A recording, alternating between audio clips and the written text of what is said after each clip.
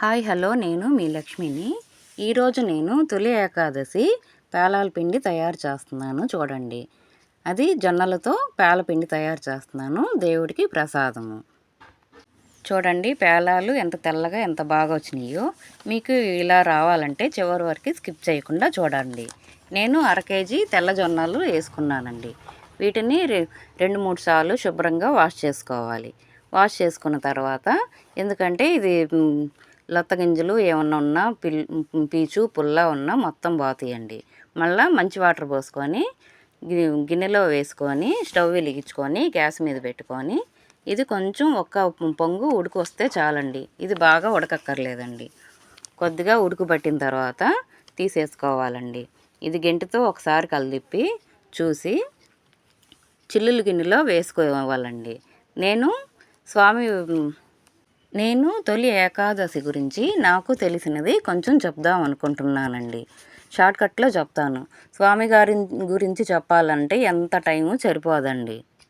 విష్ణుమూర్తి 4 మాసాలు యోగ నిద్రలోకి వెళతారండి. దానిని సంస్కృతంలో చాతుర్మాస్యము అని అంటారండి. ఏకాదశులు 4 ఉన్నాయండి. దానిలో ఇది మొదటి ఏకాదశి. దీని తర్వాత సిల్క్ ఏకాదశి రోజు నిద్రలేస్తారండి. అప్పటికి 4 మాసాలు అవుతాయి. 4 మాసాలంటే 4 నెలలు. సిల్క్ ఏకాదశి అయిన మరుసటి రోజున అమ్మవారిని స్వామివారిని కలుపుతారండి. దీనికి శనగపప్పు 100 గ్రాములు, దోసవిత్తనాలు, వేరుశనగ ఫ్రై చేసుకొని పొట్టు తీసాను.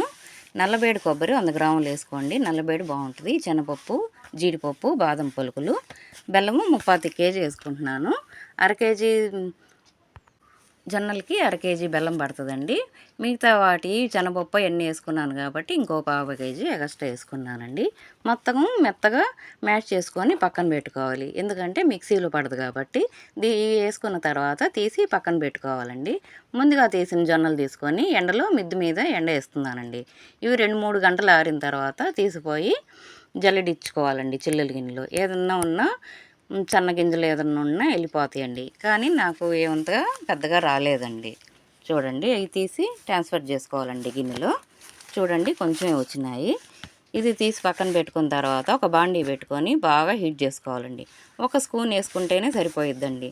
1 స్పూన్ వేసుకొని బాగా కలిపిన తర్వాత మూత పెట్టుకోండి. మూత పెట్టుకోకపోతే పైన చిందుతుందండి. మూత పెడుతూ తీస్తూ పేలాలు లేపుకుంటూ ఉండాలండి. ఇదే ప్రకారం మొత్తం పేలాలు లేపుకుంటూ ఉండాలండి.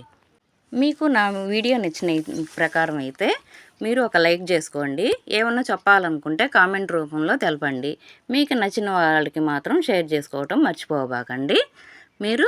మీరు నా ఛానల్ కొత్తగా చూసిన వారైతే మాత్రం సబ్స్క్రైబ్ చేసుకోవటం మాత్రం మర్చిపోబాకండి. పేలాలు చూడండి ఎలా చిందుతున్నాయో, బాగా వచ్చినాయండి. ఒక గింజ కూడా నల్లగా రాలేదండి. ఇలా చేసుకుంటే మాత్రం బాగా తెల్లగా వస్తాయండి. చూడండి ఎలా పేలుతున్నాయో పేలాలు. మూత మాత్రం జాగ్రత్తగా పెట్టుకుంటూ తీసుకుంటుండండి, లేకపోతే ముఖం మీద చిందుతాయండి. చూడండి బాగా వచ్చినాయి. పేలాలు తెల్ల జొన్నలతోనే కాదండి, పచ్చజొన్నలతో చేసుకుంటారు. కొంతమంది మొక్కజొన్న పేలాలు కూడా వేపుకొని చేసుకుంటారండి. ఎవరెవరు ఇష్టంగా వాళ్ళు తయారు చేసుకుంటారండి. నేను మాత్రం తెల్ల జొన్నలతో వేసానండి. ఈ ప్రాసెస్లో పోతే మాత్రం బాగా తెల్లగా బాగా వస్తాయండి. బాదం పలుకులు కూడా కొంచెం ఫ్రై చేసుకొని పక్కన పెట్టుకోవాలి. అందులోనే జీడిపప్పు కూడా వేసి దోరగా వేపి తీసానండి. కావాలంటే మీరు నెయ్యి వేసుకొని కూడా వేపుకోవచ్చండి. నేను వేయట్లేదు. దోస గింజలు కూడా బాగా ఫ్రై చేయాలండి. చిటపట్లాడేదాకా ఉంచి తీయాలండి. అవి దోరగా ఎర్రగా వచ్చిన తర్వాత అవి కూడా తీసి మిక్సీ జార్లో వేసుకోవాలండి. కొబ్బరి ముక్కలు కూడా సన్నగా కట్ చేసుకొని వేసుకోవాలి. జీడిపప్పు, బాదం పప్పు, దోస విత్తనాలు 3 మిక్సీలో వేసుకోవాలండి. ఇది కొంచెం బరకగా వేసుకొని తీసుకుంటే బాగుంటుందండి. మీకు కావాలంటే మాత్రం మెత్తగా అయినా వేసుకోవచ్చండి. చూడండి ఇలా వచ్చింది. ఇది తీసి పక్కన పెట్టుకున్న తర్వాత వేరుశనగపప్పు పలుకులు, ఇలాచి కూడా వేసుకొని బరకగా వేసుకొని తీసి పక్కన పెట్టుకున్నానండి. దీని తర్వాత ఇది పక్కన పెట్టుకొని పేలాలు కూడా మిక్సీ జార్లో వేసుకొని 30 దాకా వేసుకొని ఇది బరకగా తీసి పెట్టుకోవాలండి. ఇది ఇలా వచ్చింది చూడండి. అందులోనే బెల్లం కూడా వేస్తే కలిసిపోయేద్దండి స్వీట్ కూడా బాగా. ఇది మిక్సీ పట్టించుకొని తీసుకొని ఇదిగోండి డీసులో వేసేస్తున్నాను. ఇదే ప్రకారం మళ్ళా కూడా పేలాలు వేసుకొని మిక్సీ జార్లో బరకగా వేసుకొని సేమ్ ప్రకారంగా బెల్లం కూడా వేసుకొని మిక్సీ వేసుకొని తీసి అందుట్లో వేసుకోవాలండి. మిగతావి కూడా మొత్తం అలాగే వేసుకోవాలండి. నాకు 2 డీసులు వచ్చినాయండి. ఈ ప్రకారంగా పేలాలు బాగా వేయనందువలన. నేను శనగపప్పు మర్చిపోయానండి. ఇది కూడా మిక్సీలో వేసి పక్కన పెట్టుకుంటానండి. డీసు చెరిపోలేదండి, అందుకని పెద్ద డీసులో ట్రాన్స్ఫర్ చేసుకున్నాను.